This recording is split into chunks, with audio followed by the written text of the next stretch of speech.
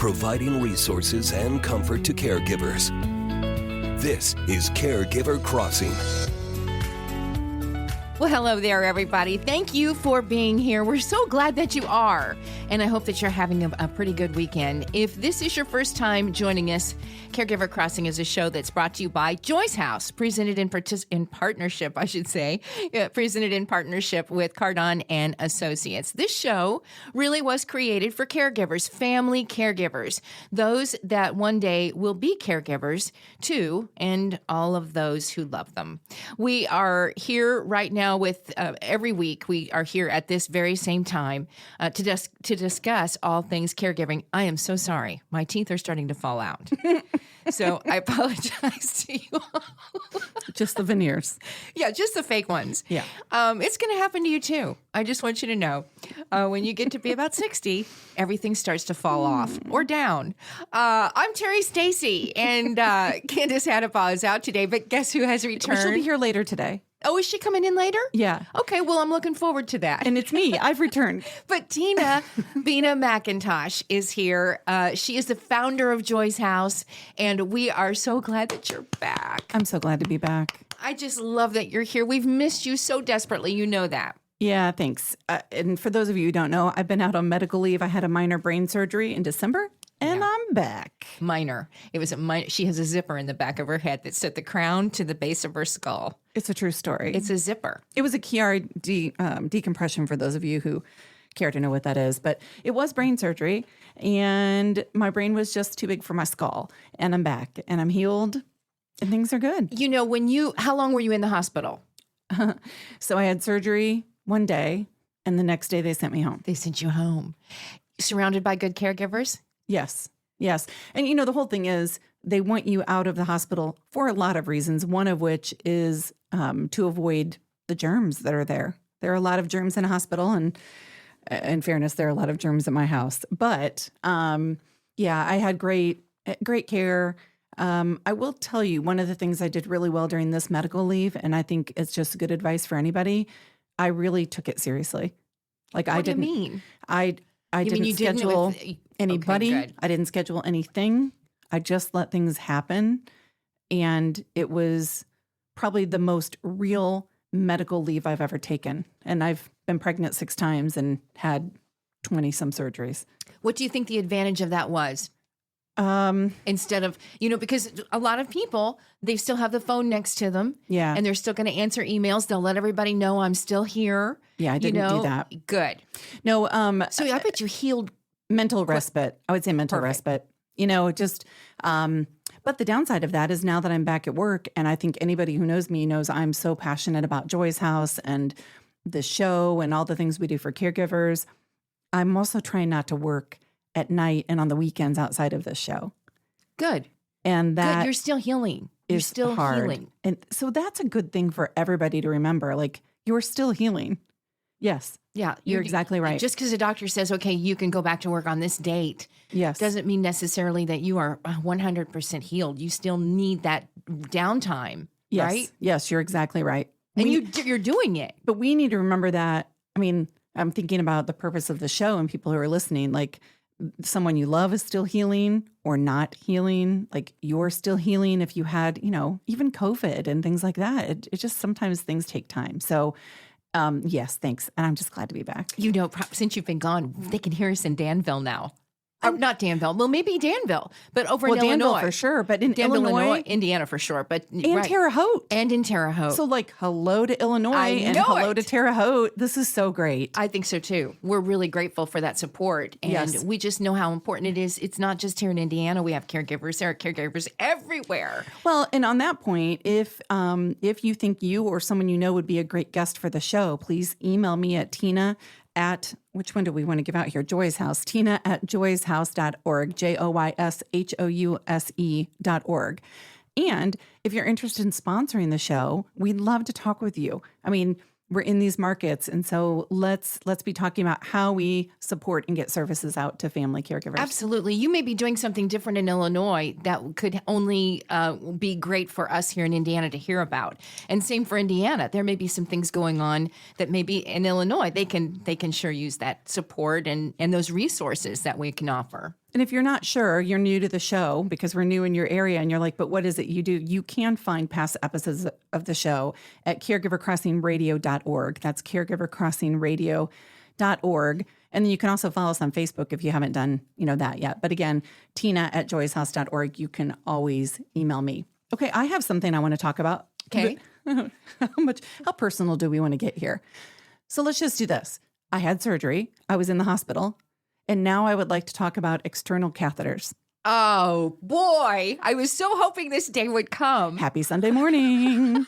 Do you know what I'm talking about, though? External catheters? Yes, we do. I mean, now it's a television commercial. I mean, now there are commercials for catheters. So, Terry. Yeah. Life-changing. So anybody who's ever had an internal catheter, right? It's inserted. You're in surgery and you have it, or you've gone to the ER or whatever, and you need some kind of care and you're going to be in the bed. They would put a catheter in. We'll just leave it at that. And then at some point, they have to take that catheter out. They have to remove it. That's not the most fun moment you've ever had. But a catheter is nice because you don't have to get up to go potty. However, that's what I always hear, that's the great part. It's wonderful. But these external catheters, so my father passed away last year. When he was in the hospital, they did an external catheter for him. And then I had one when I was in the hospital for this brain surgery. External? External. So I don't know how to say this without getting too graphic, and I want to be careful how I'm saying it. But, in an intimate moment, a man would put something on. Oh, boy. So external catheter kind of does that kind of a thing, too. Okay. I just got stopped. I got stopped for a moment. Is this, let me just ask producing today. I can't spell things, can I? Okay, anyway. No, you could do rhyming, though. But you can always use a word that rhymes with. Momdom. Okay. Mondom. Anyway, an external catheter does not have to be inserted into a person. It is external. Is this the new way to go? It is the new way to go. So this is kind of the new thing. Nobody's doing the internal. Doing the external. It's wonderful. And for a woman, I was like, for a guy, I get it. I'm like, yeah, that works. I got that. But you said something had to be removed. No, that's only when it's internal. External, literally, like it's there, it's not there. Well, something's got to go external, in there. Did I say that right? Doesn't it? To get it out. Okay. I'm going to have to draw a diagram. Tempest, we are not going to put this on Facebook. But I just want to tell you, if you're caring for a loved one, now there are hazards to using one all the time because skin can get broken down. There's risk for infection. But if you've got somebody who is bedridden, talk to your medical professional about these external catheters. Terry is beside herself right now. She doesn't even know. You don't even know how great they are. Mondom. Talk to your medical professional about whether or not it's right for you or your loved one. Insurance may or may not cover it, but I am telling you, wonderful. I'm so glad. I wanted to take whatever one they can do to home. make us more comfortable when we're in these situations. For real. Seriously, keep these things coming. Keep these new things Do you want me to keep talking about these things? Because I can rhyme all day long, sister. All right. We will be back in just a moment here on Caregiver Crossing. You're listening to Caregiver Crossing, a show designed for family caregivers and the people who love them. Caregiver Crossing is brought to you by Joy's House in partnership with Cardon and Associates. With 20 communities owned, operated, or managed in the Midwest and more than 40 years of senior living experience, Cardon and Associates provides residents with the best senior living options and personalized care. Visit cardon.us for more information and to find a community near you. Stay put. We'll be right back with more Caregiver Crossing after the break.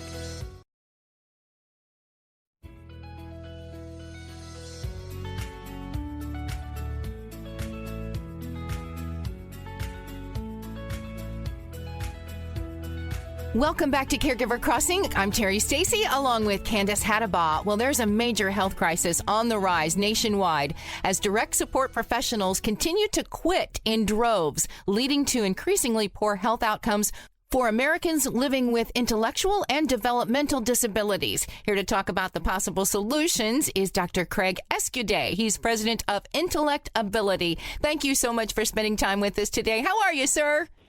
I'm doing great. Thank you for having me today. Thank you very much. Tell us about, first and foremost, about Intellect Ability. Sure. Intellect Ability is a company that our mission is really to provide tools and training to help improve health and wellness and reduce health risks for people with intellectual and developmental disabilities across the country. And developed, by the way, the health risk screening tool. That tool is a tool that's used, again, across the country to screen for health risks that are often missed in people with intellectual and developmental disabilities. And it also provides action steps to help supporters mitigate those risks and reduce health risks and improve health outcomes for people with IDD. The American Network of Community Options and Resources recently published the results of its 2023 State of America's Direct Support Workforce Crisis Survey, polling 581 healthcare organizations operating across 45 states nationwide. When we look at those results, what jumps out at you immediately? It's pretty startling. So many of us, including people with intellectual and developmental disabilities, rely on the support of others to function in society, really. And we all need help at different times. And sometimes we look towards paid caregivers for that support. It may be coming into our house to provide assistance with meals, assistance with getting dressed, maybe transportation activities to keep us involved in society. What we're seeing is that more and more people are leaving this field. And what happens is it results in an inability to provide appropriate supports and services for so many people, again, including people with intellectual and developmental disabilities. But this really affects people in all areas across the population, including people that are aging, people who have had various injuries or traumatic brain injuries or other disabilities as well, who rely on others for support.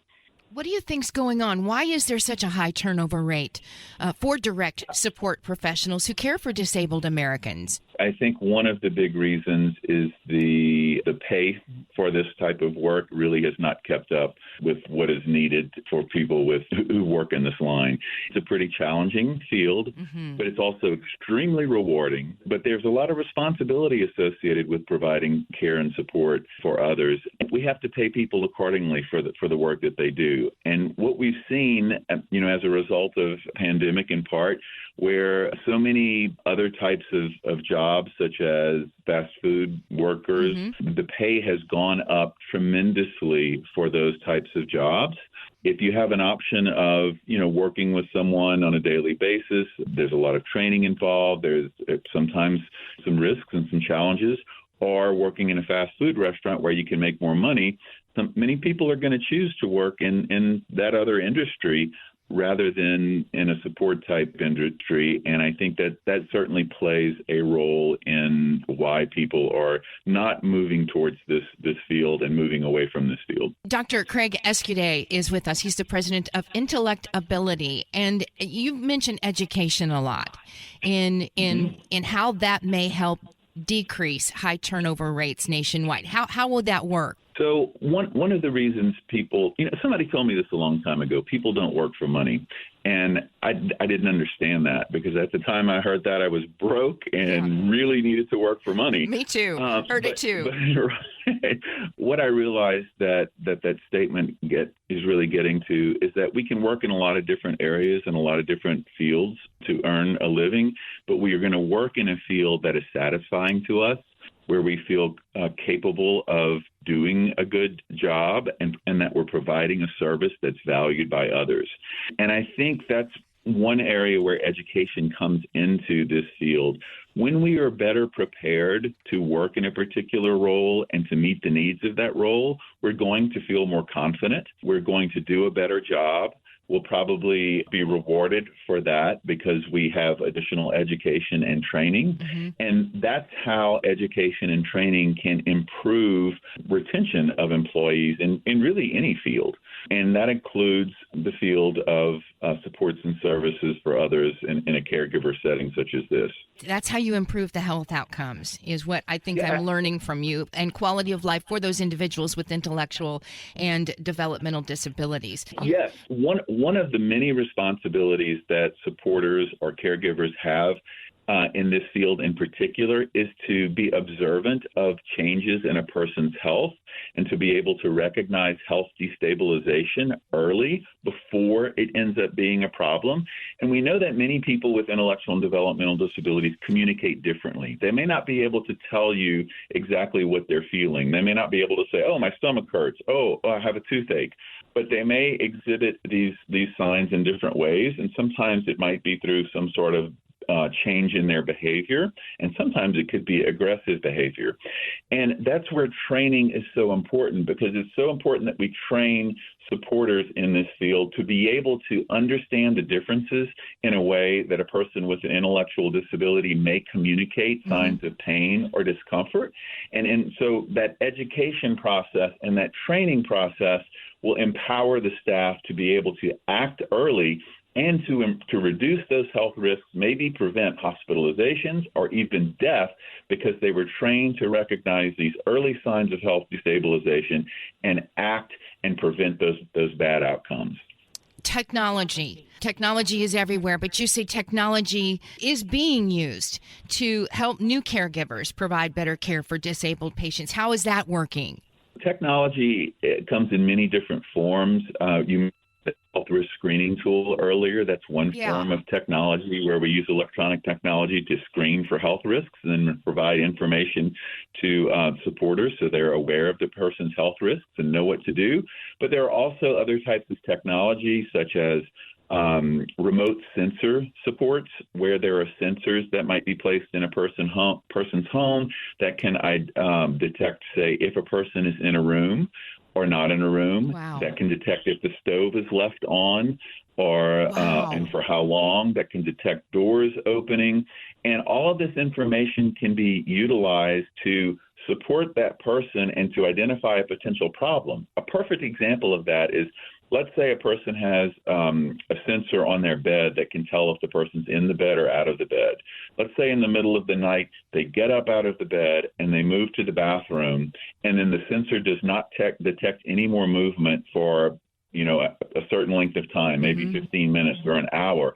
That could indicate that the person got up out of bed, moved to the bathroom, and then they're not moving anymore. So they could have fallen or had some other health problem that kept them from being able to move, and can alert staff to come and check on that person right away. I'm even thinking about my father when my mother was caring for him before he passed away, and how she'd try to sleep through the night, but he would get up and move around, and how important of a tool that would be for caregivers at home, for those that are caring for their loved ones at home. Absolutely. Oh my gosh. How can we learn more about intellectability? Well, you can visit our website. It's replacingrisk.com.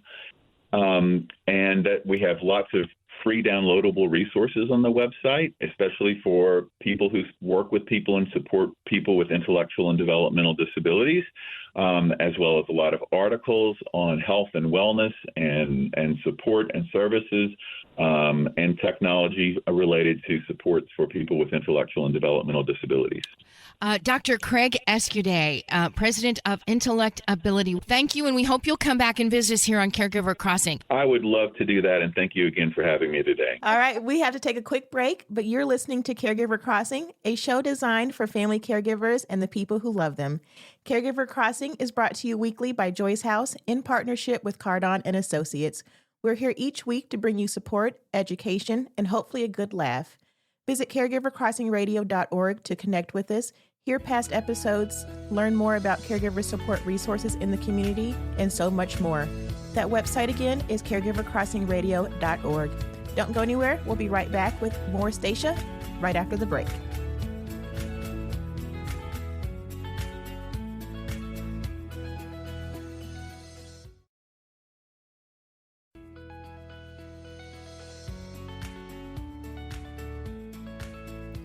Welcome back to Caregiver Crossing. My name is Candace Hattabaugh, and I'm in studio with Terry Stacy and Tina McIntosh. As we age, oral health, I feel like, becomes more and more important. So we are joined now by Kathrine So. She is a dentist with Mass Ave Family Dentistry. Kathrine, thank you so much for joining us today. How are you? Thank you for having me. I'm doing well. Thank you. Good. Thank you. We're just going to start out right now with how does oral health impact our overall health? I feel like it's more important than I think we actually put emphasis on.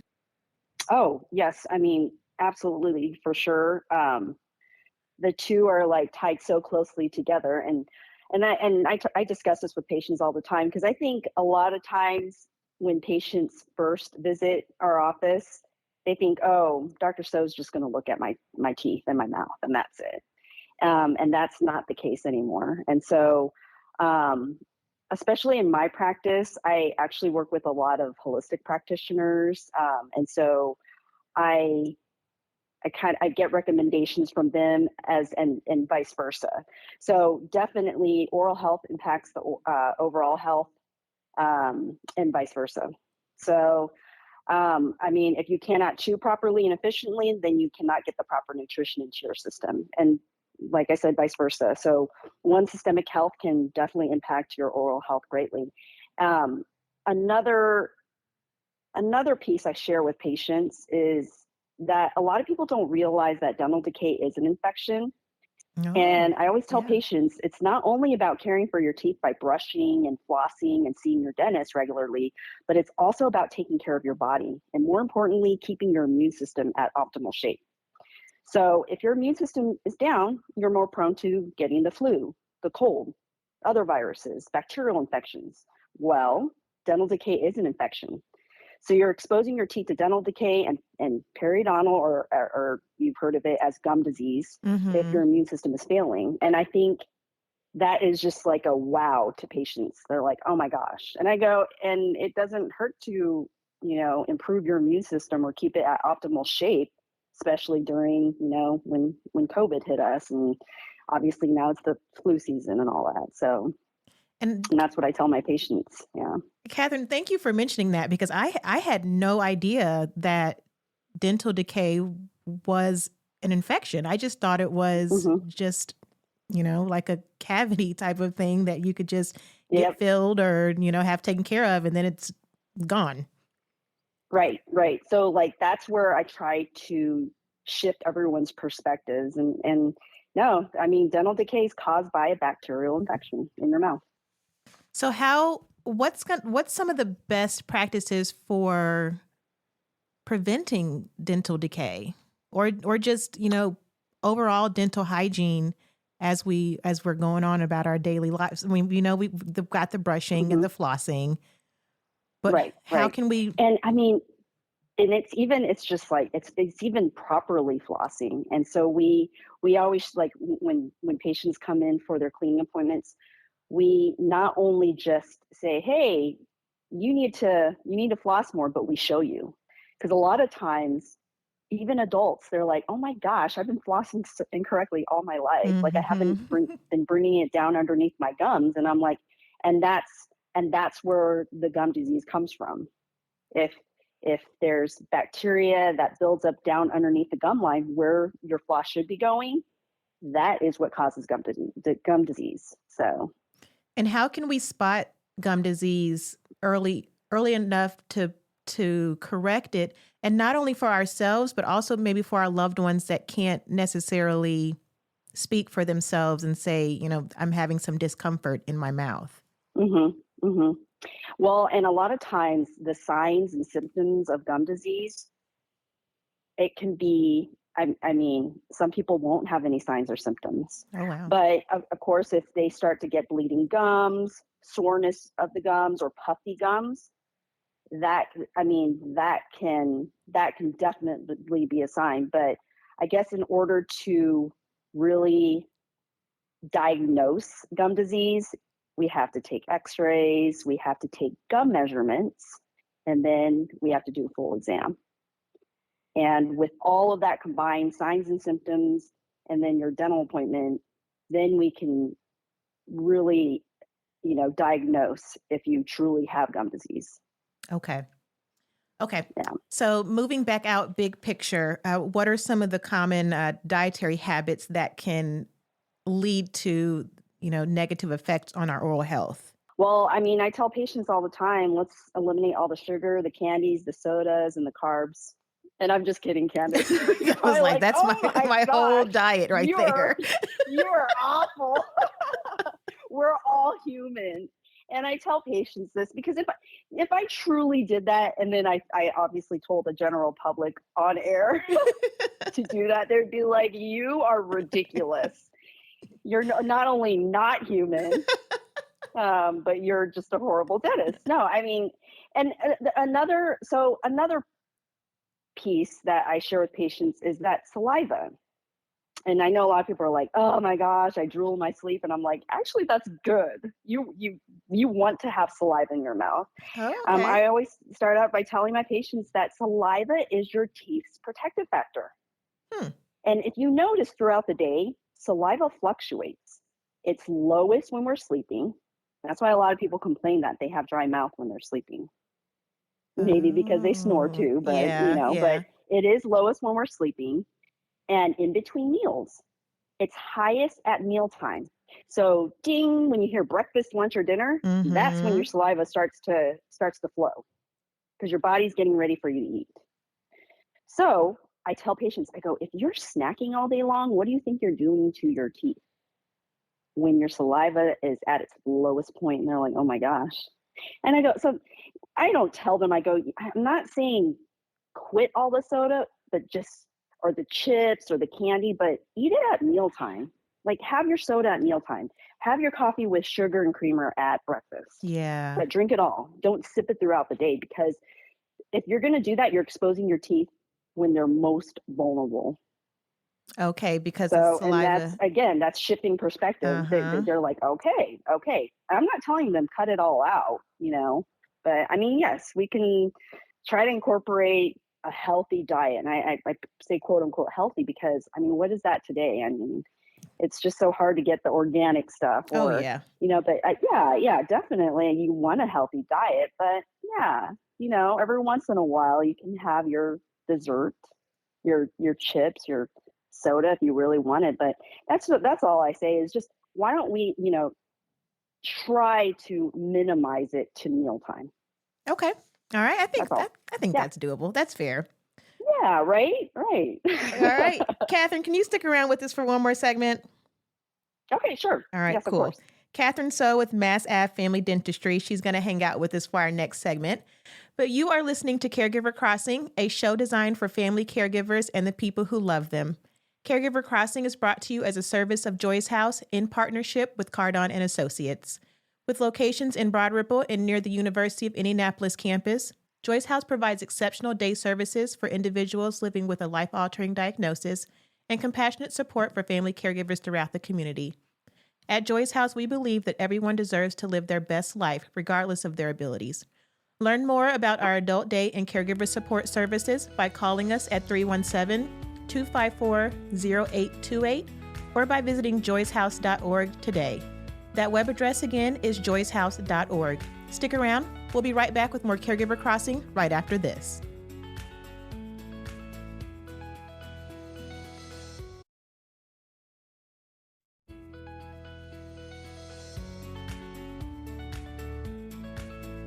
Welcome back to Caregiver Crossing. Thank you for sticking around with us throughout the show. My name is Candace Hattabaugh, and I'm joined by Terry Stacy and Tina McIntosh. We also have on the line Kathrine So, and she is a dentist with Mass Ave Family Dentistry. And we've been talking about oral health just in general, and especially as we continue to age. So Kathrine, thank you again for sticking around with us. Yes, of course. In this segment, let's talk about oral health and challenges that we may consider as we're aging. So as we age, what are some of the common oral health challenges that we may encounter, and how can we proactively address them as they pop up? Yes, and very good question because we've been seeing a lot of this in our elderly population, and I hate to say this, and it's a fact, but as we age, we're seeing more and more medications on our list as individuals. So when I have an elderly patient that comes in for their initial exam with us, I'm just always expecting them to pull out a paper from their wallet with their list of medications. I hate to see this, but it's definitely, that's our world today. With medications, certain medications, there are certain side effects that you see in the mouth. The biggest side effect is dry mouth. So some medications just stop your salivary glands from producing saliva, which is your protective factor for your teeth and your mouth. So when you don't have that, you're more prone for decay. They do have like over-the-counter toothpaste and some mouth solutions, mouth rinses to help with dry mouth. but this is just a very tough area in dentistry when we're treating the elderly population. And then also another challenge on top of that, as we age, our manual dexterity goes down. So now that's affecting brushing and flossing. So, or properly brushing and flossing. So now you have dry mouth and you can't brush and floss properly. Yeah. So I always ask our elderly patients if they have a caregiver who can help or a family member. Some of them are too shy to ask, and I'm like, no, but that's what they're there for. And so, you know, I tell them, I go, even if it's just 2 to 3 times a week that they check your teeth and your mouth underneath your tongue just right before bedtime. So, I mean, I also suggest an electric toothbrush or a water flosser or slash water pick. Those are good suggestions, but the best recommendation is to have a caregiver or family member help out. Not every day. I mean, if that's just not realistic for them, that maybe a couple times per week, just to check if there's any food stuck down in the gums or just in between teeth. Okay. And yeah, so I mean, again, and a lot of our elderly patients come and see us every 3 months. So they see us 4 times per year. Oh, wow. So that we can make sure that they're getting the proper care. Okay. So you mentioned, you know, if there's a caregiver checking the mouth, you know, at least once a week. And what are we looking for? Food, sores, bleeding? Food or sores. Yep. Okay. All of that. Okay. Wonderful question. Yes. Okay. Yep. So we've talked about what to look for proactively, medication, and oral cancers. How big and how prevalent is that for our aging population?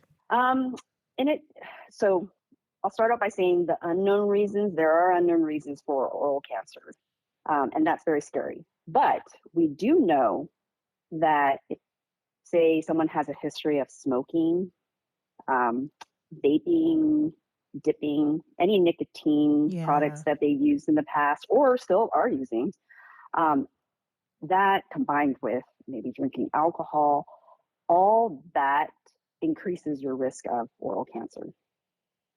So, I mean, and even with our young population, because you are seeing them vape more, that is a concern. So, and then obviously that's going to carry into their older years as they age. So, we strive to encourage them to stop or to minimize their use. But I mean, all we can really do is just educate. And when they do come in for their dental appointments, you know, before we do any teeth examinations or dental examinations, I always do an oral cancer screening. Okay. And what does that oral cancer screening look like for someone who may not have had one before? Well, so, and some of my patients are like, isn't she just looking at my teeth? Why is she pulling on my cheeks? So I think that's when they think to themselves, they're like, why is she pulling on my cheeks and pulling my tongue out of my mouth and looking everywhere? That's what an oral cancer screening entails. It's just looking with my naked eye and seeing if there are any sores or if there are any spots in the mouth that just don't look normal to me. Okay. And Kathrine, any last minute thoughts? Something we haven't touched on today that listeners need to be aware of or know? No, I think your questions have been wonderful. So I think we've covered everything. Thank you. And again, thank you for having me on your show. You're so welcome. How can people get in touch with you if they have any other questions or would like to have you on as a dentist? Well, you can Google Mass Ave Family Dentistry. I am downtown. I'm in downtown Indianapolis, right off of Massachusetts Avenue. So, and if you Google or even if you drive by, I know our numbers out there in big numbers. And so, yeah, you can Google me and just give me a call. All right. We can certainly chat if you have any questions and if you'd like to come in for a consultation. My ladies there, Julie and Kathy, my team, they're awesome. They will help you out with any of those questions in terms of scheduling. Oh, wonderful. Well, tell Julie and Kathy we said hi. Okay, will do. All right. Thanks so much, Kathrine, for joining us. We really appreciate it. Mass Ave Family Dentistry, that number is 317-456-5109. Excuse me. Again, 317-456-5109. That is it for us this week. But before we go, if you would like to give us a call, talk to Tina, have any suggestions for a guest on the show, or just want some support or education, that's what we're here for. You can email Tina at tina@joycehouse.org or call 317-254-0828. And as always, we want to thank Cardon and Associates for helping us be here each and every week.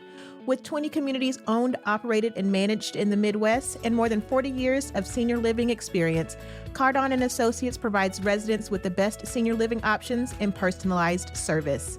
That's it for us this week on Caregiver Crossing. Until next time, take good care of each other.